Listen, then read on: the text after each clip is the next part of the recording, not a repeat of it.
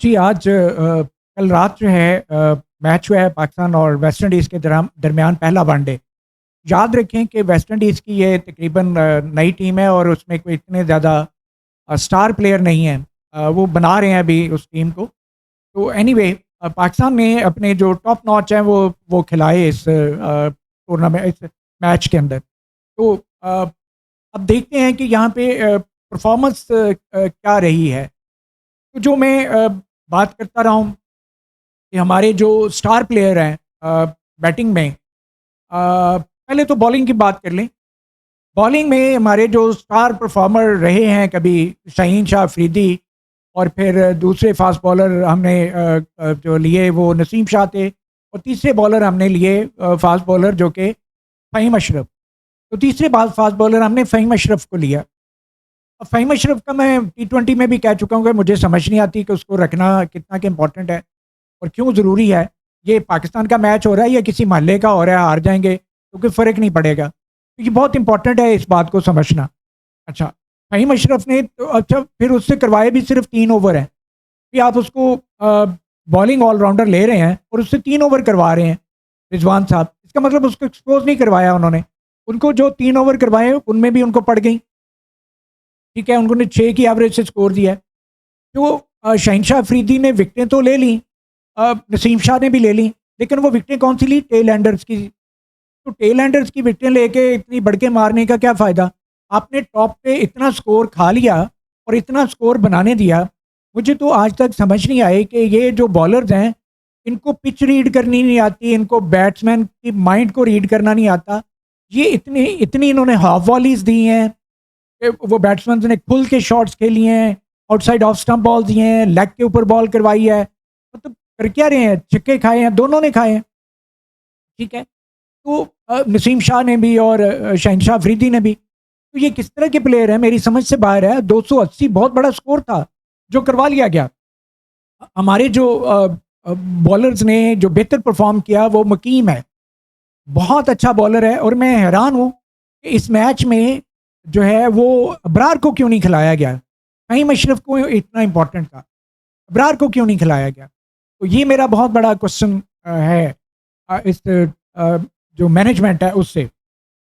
Batting में आ जाएँ, batting में मैं पहले भी कहता रहा हूँ, ये जो स्टार प्लेयर हैं सो कॉल्ड, और जिसे कुछ लोग जो है ना बहुत बड़े स्टार मानते हैं, भी रहे होंगे वो।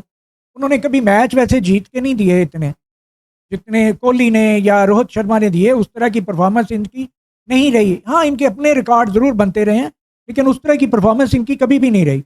अब इस मैच में भी ये मैच फँसा के दे के आ गए। इनकी अपना स्ट्राइक रेट देखें, वो 70s में है दोनों का, रिजवान का भी और बाबर आजम का भी। ये 70s में है और ये 50 के अराउंड स्कोर, वो एक तो 50 से कम, एक 50 में मुश्किल से की है, एक ने 53 किया है और दूसरे ने 47 किया है। बाबर ने 47 किया और रिजवान ने 53 किया। जब इतना स्कोर आप कर लें और ये वनडे मैच है और आप आउट होके बाहर आ जाएं, ये स्टार प्लेयर हैं। भाई मैच खत्म करके आते हैं, दोनों में से कम एक तो मैच खत्म करके आता। तो ये मैच फंसा के दे के आ गए और हाई रन रेट पे मैच को छोड़ के आ गए दोनों, और यंग प्लेयर्स के ऊपर छोड़ दिया ताकि ये एक्सपोज हो जाए और इनको टी20 से निकालना शायद इनका मकसद। इनका मकसद शायद ये हो कि ये टी20 में क्यों है, हम क्यों नहीं है, इनको इधर फेल करवाया जाए, इतनी एवरेज दे दी जाए, ये मारेंगे आउट होंगे तो ये एक्सपोज हो जाएंगे। तो अल्लाह ने उनकी इज्जत रखनी थी। खासकर हसन नवाज की और हसैन तलत की, दोनों ने बहुत अच्छी मोर देन 100 स्ट्राइक रेट के साथ बैटिंग की है, क्लास की बैटिंग की है और मैच को फिनिश करके आए हैं। ये हैं फिनिशर, ये हैं स्टार प्लेयर। वो बाबर और रिजवान स्टार प्लेयर नहीं है।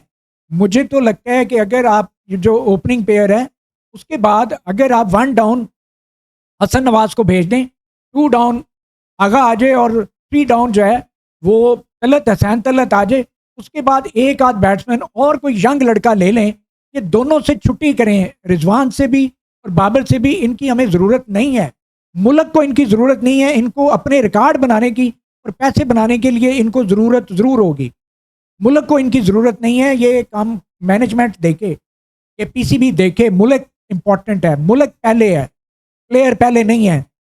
तो बॉलिंग में भी हमें मेजर चेंजेस की ज़रूरत है। अब्रार, मुकीम ये परमानेंट मेंबर होने चाहिए, T20 में भी, टेस्ट में भी और वनडेज में भी। ये 2 स्पिनर। इसके अलावा आप कोई और लेना चाहते हैं ले लें, कंडीशन दे के, विकेट की कंडीशन दे के, और शहीन शाह अफरीदी से भी जान छुड़ाएं। और ये मुझे तो इसकी भी समझ नहीं आती नसीम शाह की, कभी वो परफॉर्म कर जाता है, कभी बस ऐसे ही। तो ये ऐसे लगता है कि ये इनके लिंक्स कहीं पे हैं और ये मर्जी पे परफॉर्म करते हैं, मर्जी पे नहीं करते और हीरो बने फिरते हैं। एडवर्टीजमेंट्स में आ रहे हैं तो समझते हैं हम हीरो बन गए हैं। तो ये इनको टीम से निकालेंगे तो इनकी अकल टिकाने आ जाएगी। ये टीम से बाहर हैं, फिर इनके निकालें और नए लड़कों को लेके।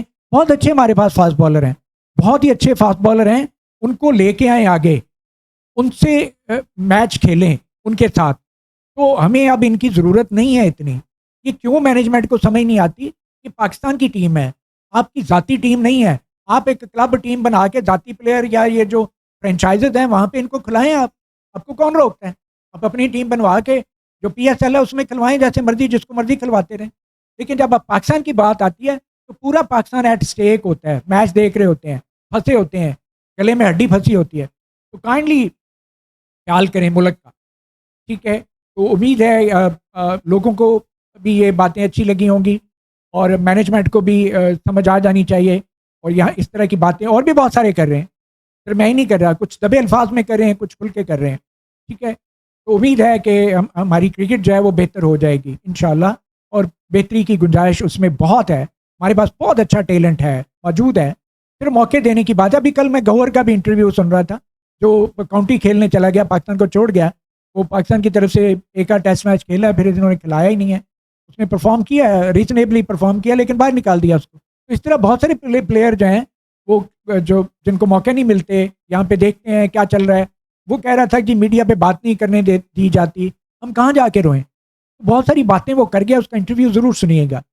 आप अपना बहुत सारा ख्याल रखिएगा, बातें तो बहुत हैं, होती रहेंगी। Thank you very much.